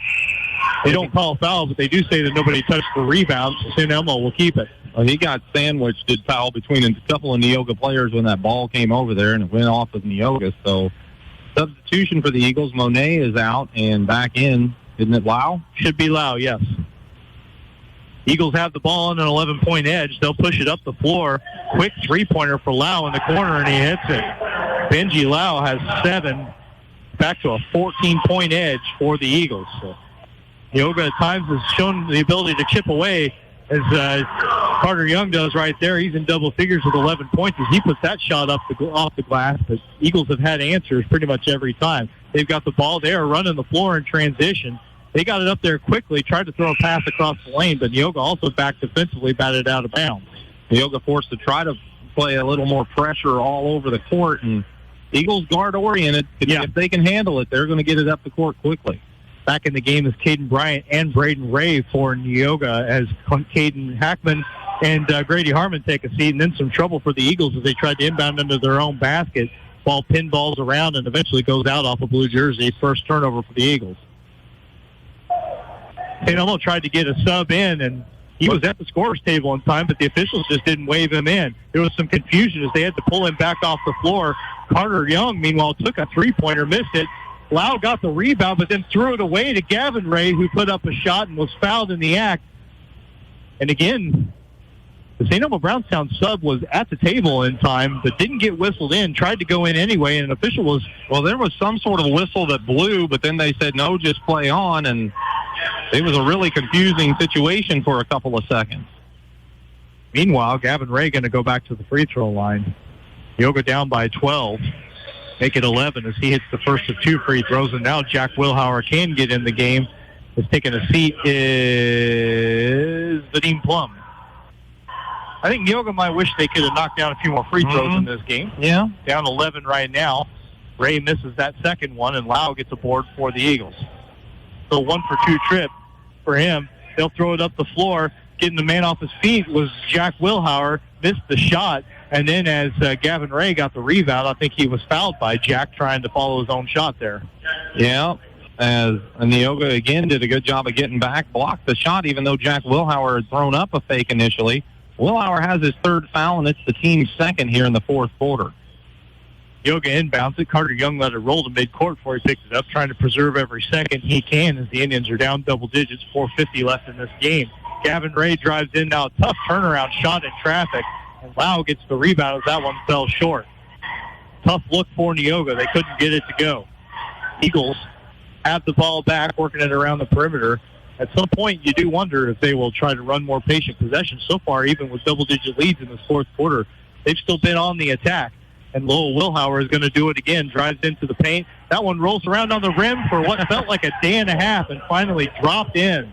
Lowell Wilhauer's 2-pointer is good. He's got 11, back to a 13-point Eagles lead. They need to have a little soft touch in there. That one hit pretty much every part of the rim before it finally fell in. Now Gavin Ray going to try a corner 2-point jumper from 18 feet. That one hits nothing other than a couple of players as they hit those, came down to the floor, went out of bounds off of Neoga, and the Eagles will get the ball back as Vadim Plum checks back in for Lucas Powell. Well, St. Elmo Brownstown's been running in and out about 7 or 8 kids pretty consistently, and, playing 4 games in 4 days, it's paid off so far for them. They get it up the floor in a hurry. Corner 3-pointer left well short by Jack Wilhauer. I don't know if that's the shot you want there. Gavin Ray gets a rebound. He'll bring it up the floor in a hurry, but he lost his dribble, goes out of bounds, and it's a Neoga turnover. They're first of the quarter and first of the half, according to my numbers. But that one comes at a tough time. You're down 13 into the final 4 minutes of this game. You needed it as Harmon and Titus get back in for Neoga. Taking a seat is Gavin Ray along with Braden Ray. St. Elmo Brownstown inbounding, length of the floor to go. Neoga's put on some full court pressure. Braden Wilhauer gets it up ahead to Plum. Plum across the timeline. He wants to drive, doesn't have it, so gets it to Lau. 3-pointer in the corner. Benji Lau up to 10 points. He hit it. Yeah. 16-point edge, equaling St. Elmo's largest of the game. Young drove in for a moment, had to leave it behind him to Grady Hackman, who then tried to drive in himself, lost the basketball, gave it to Young. He tried to put up a layup, but pinned it up against the under part of the rim as his momentum carried a little too far into the basket, and then the rebound went off of Young, who had no chance to really react to it and out of bounds. But then again, Lau was there to challenge and make everything difficult. That's right. I mean, that's the thing. St. Elmo has played a terrific defensive game today. That's the headline for them. They pushed it up the floor. Lowell Wilhauer had it under the basket, didn't have anywhere to go with it. Shot fake for Graydon Wilhauer. A player went flying by, so he dribbled in, tried the layup, missed it from the right side. Keller gets the rebound, wants to go coast to coast. He leans in and gets that shot to go. Keller's got 9, and Neoga with a quick timeout. Exactly 3 minutes left in the game. Neoga still trailing St. Elmo Brownstown. Eagles lead 48-34. Back in a minute here on 97.9 XFM. McMahon Meats would like to wish all area teams good luck this basketball season. Join the McMahon Meats Loyalty Club. Text BACON to 217-515-MEAT to receive a text with our weekly specials, along with a coupon for 1 pound of bacon free with a minimum $50 purchase. McMahon Meats, where quality and convenience meet tradition. For over 30 years, SPS has been providing care to the surrounding area. Specializing in around-the-clock and hourly care, we focus on in-home and nursing home care. Call Mitchell or Sherry today at 217-690-3240. Second timeout for Neoga. I saw some St. Elmo kids having a seat on the bench there, so I kind of jumped the gun there, but Neoga took the 30-second timeout. They got that bucket to go, but Matt, there's 3 minutes left. St. Elmo and Brownstown still with a 14-point lead. Yeah, it hasn't been a thing of beauty. I imagine both coaches will tell you that. When the ball doesn't go through the basket, it makes it look even that more difficult. But, the Eagles, however way they've done it, they've got to the 14-point lead, and Neoga's going to try to force them into a turnover or two here to chop into the deficit. Eagles get it across midcourt. Neoga showed some pressure in the full court, but we've talked a time or two in this game about how this is a guard-oriented St. Elmo team, and so they can dribble through it. Now they're going to spread the floor a little bit and force Neoga into some fouls like the one that Landon Titus just committed at midcourt.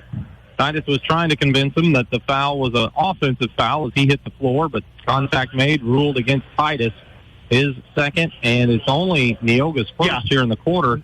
So they need to be aggressive, and they get fouls called against them. Well, so be it. And if you're able to get a little bit closer, then you want to be in the position where you can actually, employ a fouling strategy too. But you got to get in the bonus first. Meanwhile, they get it into Lucas Powell under the basket, and then he was too far under the basket, caught it there, and then just threw it up with his back to the rim, got it to go. Lucas Powell with 4 points. And on the other end of the floor, a quick shot for Neoga, but then Carter Young gets the offensive rebound out long. He'll attack the basket. He goes one-on-one with Powell, and he is fouled in the act of shooting. Carter going to the free throw line, and I apologize, Matt. I didn't see who took the first shot attempt. Keller pulled the trigger on the three, and it looks like Neoga's sending in some fresh faces here in the final 2:20 of this contest. I see Aiden White getting ready to check in, along with Fisher Porter and Evan Faraday. So first free throw for Young is no good. But Faraday, Evan Faraday, number 31, he's a freshman. Aiden White, number 53, he's a 6'1 junior. And then Fisher Porter also gets into the game for the Indians. Second free throw for Young is no good. And then the rebound comes loose to Caden, to Bryant. Bryant, yes. Now you get a three-point try, and that was good for Aiden White. So he right off the bench. He likes to shoot those threes, and he's in the scoring column. And, in fact, doubles his scoring output for the season. And then St. Elmo Brownstown turns it over as Neoga put on some pressure. Third turnover for the Eagles. Sorry, lots of subs getting in the game, so we're trying to figure everything out. Trenton Monet back in the game for the Eagles. Meanwhile, Benji Lau comes in. So Neoga back within 13 points, but 2:02 left in the game. Aiden White takes the inbound pass off of the St. Elmo Brownstown turnover. He gets it out top to Bryant. Now it's Fisher Porter, number 10, who takes a long two-point jumper. That one's no good, but Bryant with the offensive rebound. His putback also misses, and the rebound comes out long to Lowell Wilhauer. He'll go coast to coast, flip one up, and that's good. Lowell Wilhauer has had a good second half. He's got 13 points, and the Eagles back up by 15. So it looks like it's going to be St. Elmo Brownstown getting the win here, though, as Caden Bryant takes the ball to the basket. His second bucket of the tournament. He's got 2 tonight. He'll go back within 13. I mean, a minute 23 on the clock. The Eagles still have to take care of the ball here, and that's what they're trying to do. And Neoga is going to work hard out on the perimeter, see if they can force a turnover. But again, they've got their second team in, so to speak, and one of them just picked up a foul as Vadim Plum got knocked to the floor. Fouls on Caden Bryant, his second. It's only Neoga's second, though, of the quarter.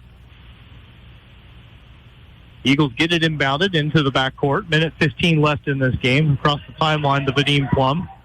They're just working it around out top near the midcourt line. Now driving the baseline is Powell. He tries to throw a long pass back out top to Graydon Wilhauer, and it was too tall, out of bounds. Fourth Eagles turnover.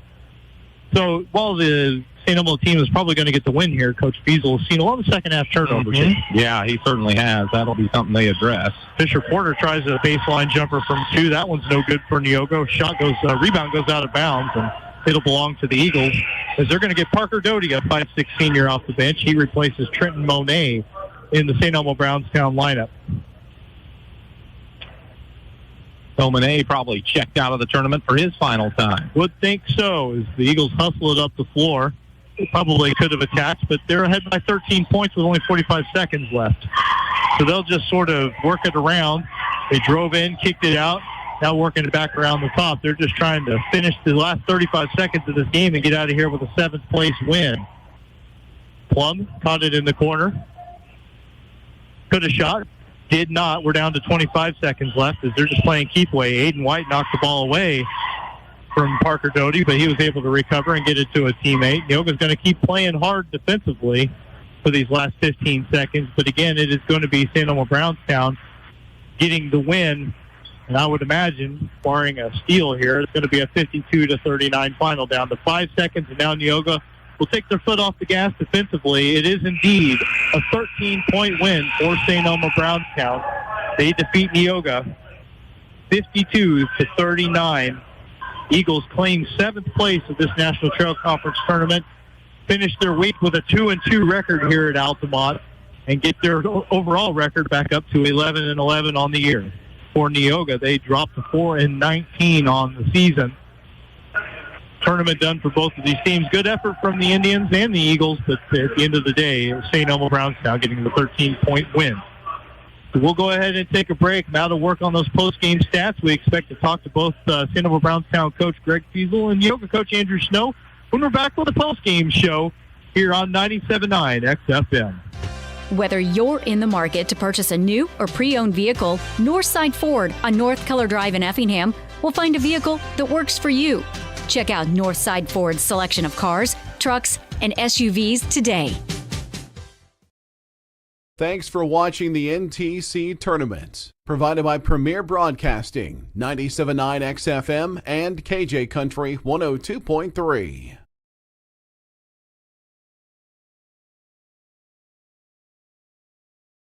Diedrich Bank is proud to sponsor the NTC Tournament. Diedrich Bank, Equal Housing Lender, member FDIC.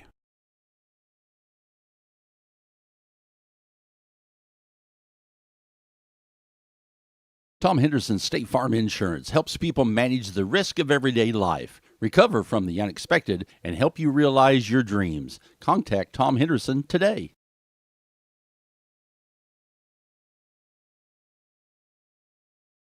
Come see all the new and exciting Chevrolet and Toyota vehicles here at Dan Heck Chevrolet Toyota, South Route 45 in Effingham, or shop and buy 24/7 at danheck.com.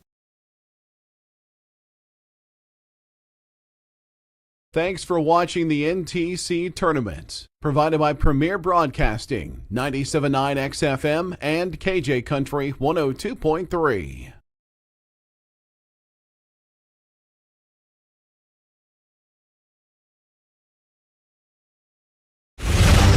This is the Farm Credit Illinois postgame show. Farm Credit Illinois, assisting farmers for over 100 years. 52-39, 7th-seeded St. Elmo Brownstown gets the 7th-place game win over number 9 Neoga. Eagles led pretty much throughout. Neoga had a 1-point lead at one point in the first quarter, but after that, it was all Eagles. And they led by as many as 16 points in this game, came away with a 13-point win. So they hold seat, so to speak, finish They were the 7th seed, and they win the 7th place game. They led 10-5 after a quarter, outscored Neoga 13-6 in the second quarter to take a 12-point, 23-11 lead into the break. And then Neoga has showed some signs of life offensively in the third quarter, scored 15 points after scoring just 11 in the first half. But the problem was the Eagles, they only outscored the Eagles 15-13, so it was still a 10-point St. Elmo Brownstown lead after 3 quarters of play. Then the Eagles outscore them 16-13 to get the win. And Coach Greg Fiesel for St. Elmo Brownstown has already made his way up here. He wasted no time making his way up to the booth, so we'll go ahead and get him saddled up with a headset. Coach, you might have just set the record for fastest that a coach has ever made his way up here during an NTC game, but I guess it's a good game to talk about, so let's get started. It was, yeah. We've been here so much, we're going to have to take up residence here, I think. We've been here 4 nights in a row. But anyways, no, kids played. They did a lot. We had a nice talk this morning about just simple things in life in general, and kids played really well today, I thought. Yeah, Neoga's a team that, they don't score a lot. They try to play a deliberate game, and that's not what you want to do, obviously. And I think you were able to force your style of gameplay pretty much throughout. Yeah, we did. The first half, I thought we were really controlled and do things, and then he came out and started guarding us harder, and we got a little rattled and started speeding us up, and we had like 4 straight turnovers. But the kids, we held in I know last night was last night, but our defense today was we just changed a few things of how we do some stuff, and the kids really responded to it for us. Yeah, I mean, I want to talk defense first. I want to talk specifically about Trent Monet because, he's not a guy who is ever going to score a bunch of points for you, but he's a big body in the paint. He still got you 8, which equals a season high for him. But he created so many problems for Neoga. They tried to attack the basket. Both he and Benji really did a good job in there of altering shots, if not outright blocking them. Yeah, and our help defense is not like last night wasn't there. That's what we talked about today is make sure you're there. And that's what I wanted Trent to be. And, he did have to go out and guard a little bit, but then when he wasn't guarding, he got back in there. And Benji did the same thing. When, those two together, I can run them in and out, keep them fresh. And, it's just a lot better look to us today, and than we were yesterday. And I don't know what that was. I thought our legs today was better than they were last night. Some getting into the offensive side of things, Vadim Plum got you 3 3-pointers today, and they seemed like they were well-timed. As any time that Neoga looked like maybe they'd be able to get a little something going, he was able to hit those threes, and then Benji gets you 10 more points tonight. We talked earlier in the week that you just want to see him continue to grow offensively and be aggressive and look to score. Yeah. Vadim, this is actually out of our, 22 ball games in, the best I've seen that kid play all year.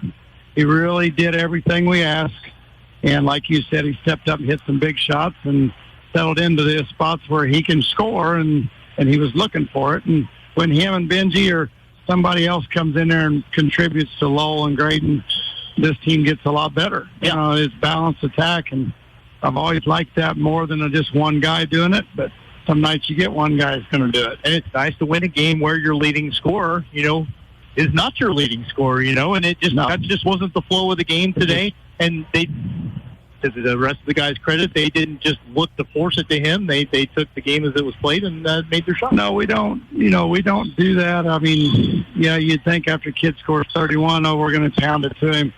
We never can succeed that way. We just end up turning it over, and we just don't do that. Not in this program. It's never been that way. We love to see a kid go off, but me and Coach Beck, and Reader love to watch balanced stuff. It just makes for a better night for us. Well, you come out of this tournament, you mentioned playing 4 games in 4 days, but the bottom line is you win a couple. And, nobody walks into this week saying, hey, I want to play in the 7th place game, but you played it, you won it, you played well. And I think you really, with a couple of guys missing especially, I think you've got to be happy with what you saw. Yeah, I do. Yeah, and, I know maybe some places don't do the 7th place game and blah, blah, blah, but these kids, when you got an inexperienced team, and I know we're 21 in, but we need ball games like this. We need to play court time. Practice is fine, but we need court time, and I'm glad the NTC lets us do it this way. And it means a lot to the boys. I mean, their heads were hung this morning when we seen them, and at practice, and now today they come out there all ready to go. So I was happy with today. Glad to hear you're happy with it.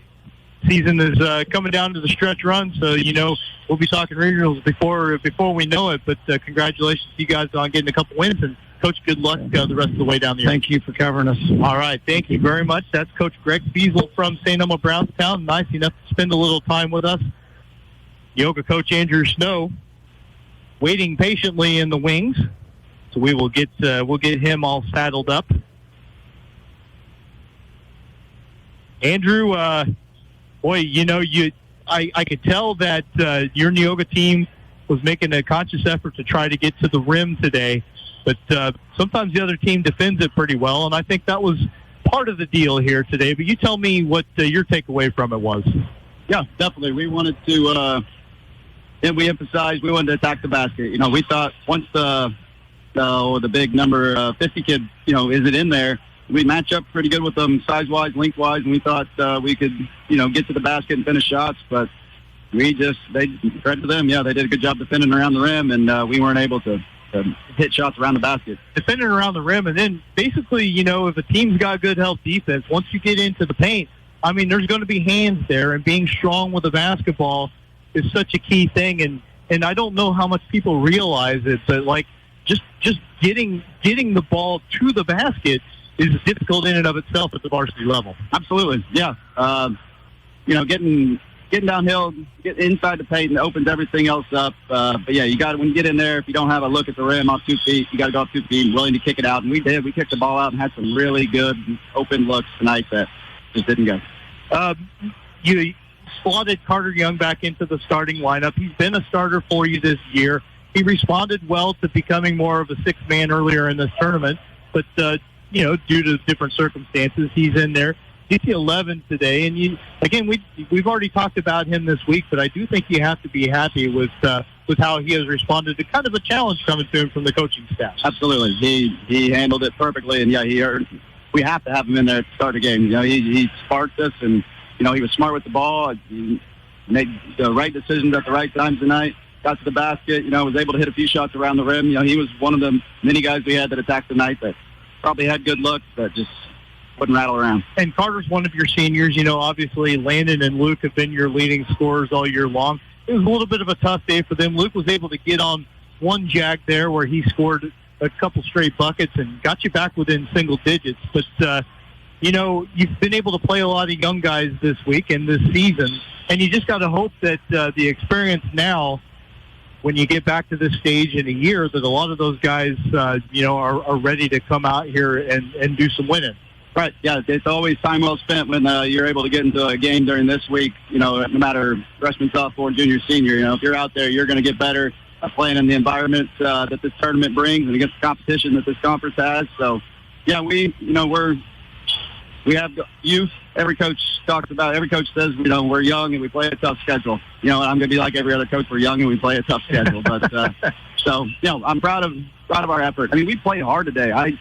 We had a very inspiring halftime talk, very inspiring, and we came out and played hard. But I don't think we weren't playing hard in the first half. We just I don't know what you call it, when you get to the basket and just, we worked on it last night in practice. Eyes on the rim, you're not looking at anything else. You're not looking for contact. You're looking to go finish as high as you can near the rim. And, tonight we attacked, proud of them for, getting downhill, not settling, but I'll be able to finish some of those. And that's the thing about your team is that there's never any apparent lack of effort. I mean, they're out there giving it everything they got, and you just got to keep your eyes on the prize and know that as the postseason rolls forward, that what you want to be is a nightmare matchup for somebody, and see what you can make happen. Right. These guys aren't scared of anybody. We can make teams kind of play our style the way we want to, and law of averages. One of these nights we're going to shoot the heck out of the ball, and we're going to light the nets on fire. But we'll find that night. But yeah, I like our team where we have great kids. I mean, we have great kids. We're not dealing with any kind of, outside noise or drama or anything like that. They show up, they play hard, and, they are, today's shows. Last night in practice, we focused on getting to the basket and finishing around the rim, and I mean, we did that right away in the first quarter. So, I mean, they are making conscious effort to work on what we're trying to preach to them. And as Coach, what more can you ask? Well, Coach, we appreciate you taking so much time to talk with us after the games this week. And we wish you the best of luck as the season rolls on. So, hopefully some good things are coming forward for Neoga. And again, we appreciate your time this week. Yeah, no, thank you guys so much for what you do. It's been great. All right. Have fun the rest of the day. Thank you very much. That is Neoga coach Andrew Snow. He's been very gracious with his time, just like all the other conference coaches. We love having visits with them, and we do wish him luck going forward. Why don't we step away for a minute? When we come back, Matt will give us the second half stats, then we'll take another break and get ready for the second game of 3 here this morning at Altamont High School. Again, Neoga falls to St. Elmo Brownstown 52-39. Back in a minute here on 97.9 XFM. Compass Advisory Group is here to guide you in the right direction for all of your investment and insurance needs. Contact Kurt Strohmeyer or Corey McDaniel at 217-347-9697.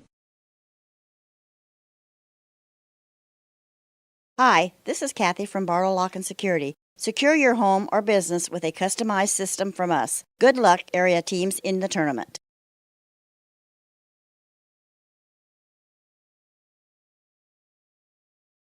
Since 1937, Geckner Brothers has been proud to support local and area teams, and that continues with this year's NTC tournament. Best of Success area teams from the family at Geckner Brothers. Thanks for watching the NTC tournament, provided by Premier Broadcasting, 97.9 XFM and KJ Country 102.3.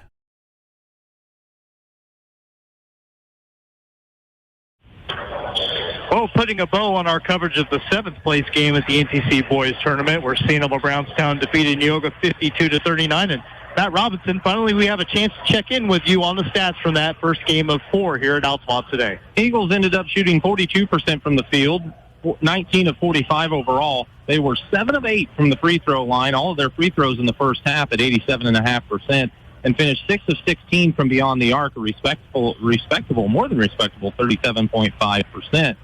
Neoga struggled from the field, 14 of 56, right at 25%, 6 of 13 at the line for 46%, and 5 of 21 from three-point range at 24%. I had SEB out-rebounding Neoga 33-31 tonight. Turnovers, I just had Neoga with 5. St. Elmo Brownstown pushing the pace, got 17 turnovers, but they came away with the victory. Individually, I really probably should apologize to Benji Lau, because he ended up putting up a double-double, grabbing 10 rebounds, scoring 10 points. A lot of the action came late in the game, and he finished strong for the Eagles. 9 points for Vadim Plum as he was 3 of 5 from the field. He had 3 rebounds. Lowell Wilhauer, 6 of 11 from the field with 6 rebounds and 13 points. Also, Braden Wilhauer, 2 of 11 from the field, 4 rebounds and 8 points. Trenton Monet, 3 of 4 from the field, 2 of 2 at the free throw line, 5 rebounds and 8 points. And Lucas Powell, a pretty solid game off the bench, 2 for 2 from the floor, 3 rebounds and 4 points. Jack Wilhauer tried 3 shots. They wouldn't go, but he grabbed 2 rebounds. And Gavin Sanders was 0 for 1 from the field, had 3 rebounds, got a little banged up in the game. Hopefully Gavin feels better going into next week. For the Neoga Indians, Carter Young, 5 of 12 from the field, 0 of 2 at the free throw line, 5 rebounds and 11 points. Luke Keller, 3 of 14 from the field, 2 of 3 at the line. Luke grabbed 12 rebounds, ended up with 9 points, almost had a double-double himself. 3 points for Caden Hackman, 1 of 6 from the field with a rebound. Grady Harmon, 0 for 6 from the field, 2 of 2 at the line with 2 points. Landon Titus, 2 of 4 from the field, 5 rebounds, 4 points. Braden Ray, 0 for 5 from the field with an offensive rebound. Gavin Ray, 1 of 5 from the field, 2 of 6 at the line, 4 rebounds, 5 points. Caden Bryant, I put that in the wrong column. He should have been 1 of 2 from the field. He had 3 rebounds and 2 points in this contest, as Aiden White was 1 of 1 from the field with 3 points, and Fisher Porter 0 for 2 in the contest for the Indians, as, again, a victory for St. Elmo Brownstown over, Neoga 52-39. We'll take a 60-second break, come back with the pregame show. Get you set for Windsor Sioux Straws in South Central, the Consolation Championship from the 89th Annual NTC Tournament on the way on 97.9 XFM.